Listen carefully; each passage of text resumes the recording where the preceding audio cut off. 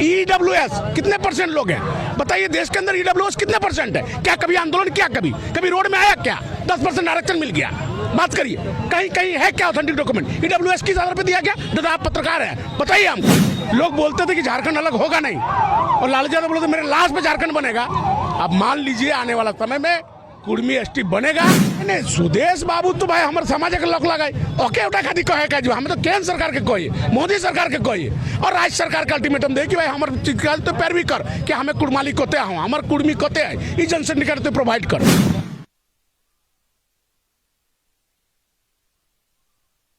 ऐसे ही जब झारखंड नहीं अलग हुई थी ना, तो लालू यादव बोलते थे मेरे लास्ट में झारखंड बनेगी, और आपके जैसे ही पत्रकार हो सके उस समय आप नहीं थे, लोग बोलते थे कि झारखंड अलग होगा नहीं, और लालू यादव बोलते मेरे लास्ट में झारखंड बनेगा। अब मान लीजिए आने वाला समय में कुर्मी एसटी बनेगा। लड़ाई है, लंबी लड़ाई है, लेकिन निर्णायक लड़ाई पे जाएगी, ये आपको तय है, और 20 तारीख इसका गवाह बनेगा, ये आपको विश्वास दिलाते हैं। कुछ क्लू मिल रहा है कि कुछ पॉजिटिव मैसेज आने वाला है? नहीं देखिए, अरे भाई जनतंत्र में देखिए, ये जो अभी सिस्टम चले, जो सरकार है, सरकार लोगों का तंत्र है, और लोकतंत्र में सबसे बड़ी बात है जन भागीदारी। चूंकि यहाँ 24% आबादी कुर्मी की है, तो जन की जो भावना रहेगी सरकार उसको मानने के बाद दोगी। क्लू की कोई बात नहीं है दादा। ईडब्ल्यूएस कितने परसेंट लोग हैं बताइए? देश के अंदर ईडब्ल्यूएस कितने परसेंट है? क्या कभी आंदोलन किया? कभी रोड में आया क्या? 10% आरक्षण मिल गया? बात करिए, कहीं कहीं है क्या ऑथेंटिक डॉक्यूमेंट? ईडब्ल्यूएस किस आधार पर दिया गया? दादा आप पत्रकार हैं, बताइए हमको। लेकिन मेरी स्टेटस जो 1950 के 6 सितंबर 1950 के पहले में एसटी था, उसको डिलिस्टिंग कर दिया गया पूर्ववर्ती सरकार द्वारा, क्योंकि यहाँ 100 में मिनरल था कुर्मी के जमीन में, क्योंकि उसको पेशा कानून और कहीं न कहीं ग्राम सभा करके लेना था, तो उन सब चीजों को अवॉइड करने के लिए उन्होंने मुझे डिलिस्टिंग कर दिया।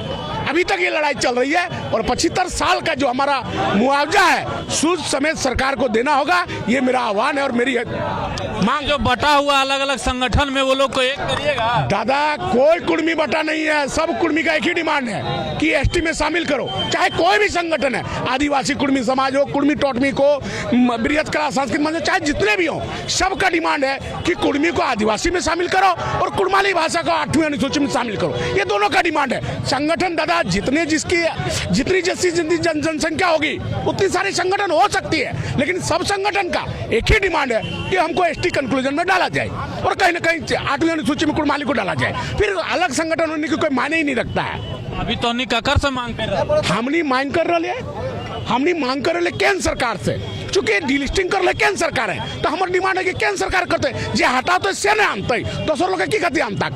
तो सुदेश बाबू से बात हुआ क्या मोदी के? नहीं, सुदेश बाबू तो भाई हमारे समाज के लोग लगाए ओके उठा खाती कहे का जो हमें तो केंद्र सरकार के कोई, मोदी सरकार के कोई, और राज्य सरकार का अल्टीमेटम दे कि भाई हमारे तो पैरवी कर कि हमें कुड़माली कोते हूँ, हमारे कुर्मी कोते है, ई जनसंख्या तो प्रोवाइड कर।